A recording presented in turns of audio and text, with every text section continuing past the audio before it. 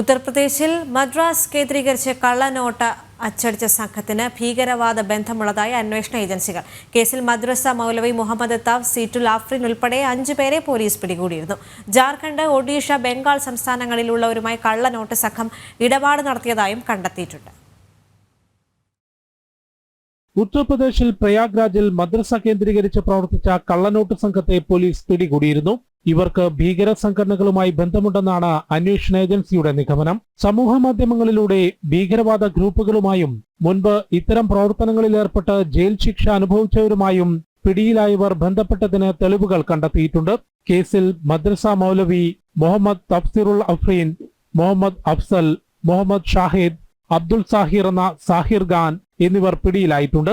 ഇവരിൽ നിന്നും 1.3 ലക്ഷം രൂപയുടെ കള്ളനോട്ടുകളും ലാപ്ടോപ്പും പ്രിന്ററും ഉൾപ്പെടെയുള്ള ഉപകരണങ്ങളും പിടിച്ചെടുത്തു.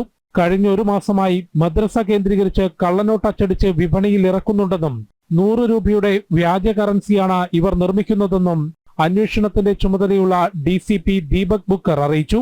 മദ്രസ മൗലവി അറിഞ്ഞുകൊണ്ടാണ് കള്ളനോട്ട് സംഘത്തിന് സൗകര്യങ്ങൾ നൽകിയതെന്നും ജാർഖണ്ഡ്, ബംഗാൾ, ഒഡീഷ സംസ്ഥാനങ്ങളിലായി ഈ റാക്കറ്റിൽ കൂടുതൽ ആളുകളുണ്ടെന്നും പോലീസ് വ്യക്തമാക്കി.